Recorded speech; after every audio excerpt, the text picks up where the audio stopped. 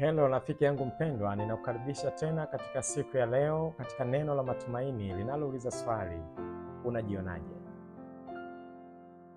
Kujiona hakuanzii machoni, kunaanzia kwenye akili, katika mishipa ya fahamu ambayo Mungu amekuumbia na ambayo inaweza kutoa hatima ya maisha yako. Unajionaje? Ndio maana utakubaliana na mimi ya kwamba kuna wakati unasema naona njaa, naona kiu. Hiyo haitokani na macho, inatokana na feeling au mishipa midogo midogo ambayo inaenda kumulika ndani zaidi katika uhitaji wa kile unachohitaji, kama ni chakula au kinywaji, na unahitimisha ya kwamba naona njaa au naona kiu. Jinsi unavyojiona mdogo utaendelea kuwa mdogo, lakini jinsi unavyojiona mkubwa, unavyojiona mzuri, na ndivyo ambavyo akili yako itashepu umbile lako na itaweza kutengeneza maisha yako. Unajionaje? Katika neno la matumaini siku ya leo linatoka katika kitabu cha Hesabu 13 na ule mstari wa 33. Nitasoma kwa tafsiri ya neno. Inasema, tuliwaona Wanefili huko, wazao wa Anaki wanatokana na Wanefili. Tulijiona kama panzi machoni petu wenyewe, na ndivyo walivyotuona. Wana wa Israeli walifika katika mipaka ya Kanaani miezi 3 kutoka Misri. Walipofika, Musa akaamua kutuma wapelelezi 12 kwa ajili ya kupeleleza nchi ya Kanaani.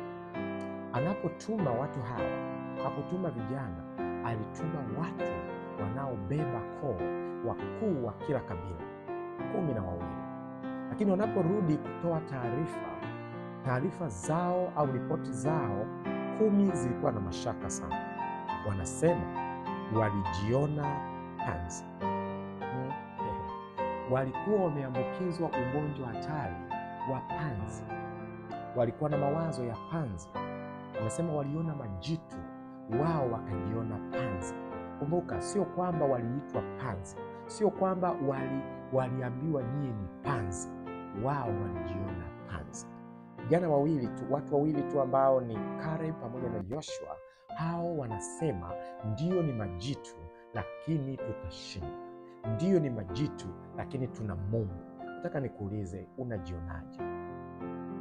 Je, unaumwa ugonjwa wa panzi kwa sababu unasema siwezi kupona, siwezi kufaulu, siwezi kupanga, siwezi kuoa, siwezi kuolewa, siwezi kufanikiwa, sitaweza kujenga, sitaweza kuendesha gari? Je, unajiambia hivyo? Unajionaje? Nani aliyekuambia hivyo? Kwa nini unajidharau? Kwa nini unajishusha? Na wakati Mungu amekupatia akili, Mungu amekupatia mvuto, Mungu amekupatia kila kitu kinachofaa katika maisha yako. Kwa nini unalalamika na kujiona wewe panzi? Hawa watu walikuwa wamebeba asali. Asali unaweza kusema inaweza kukaa muda mrefu sana, it's okay, lakini wanaionja, wanaona utamu wake, na Mungu amewambia nawapa nchi ambayo inabubujika maziwa na asali, lakini bado wanalalamika kwamba wao ni panzi. Wamebeba zabibu kwa muda wa mwezi mzima, wanatembea na zabibu hazijaoza, wanakula, lakini wanajiona wao ni panzi. Wamebeba maziwa ambayo bila kukaa kwenye friji, bila kukaa sehemu salama, hayawezi kumudu, lakini wanakunywa, wanasema onjeni wema wa Bwana, wanaonja wema wa Bwana, lakini bado wanajiona panzi. Wewe unajionaje? Kwa nini unajidharau? Unafikiria huwezi kufanikiwa? Unafikiria huwezi kutoboa? Inawezekana katika jina la Yesu. Na kutamkia mema, na kutamkia baraka, na kutamkia kufanikiwa, na kuombea uwe na kibali siku ya leo, ya kwamba kamwe usijione panzi katika maisha yako. Inawezekana. Anza kidogo kidogo, anza kufanikiwa, anza kuwekeza, anza kutoka nje. Nataka nikwambie utapona. Nataka nikwambie utapokea mibaraka siku ya leo. Baba mwema, asante kwa ajili ya msikilizaji na mtazamaji wangu, ya kwamba wote sisi umetupatia kibali katika maisha yetu.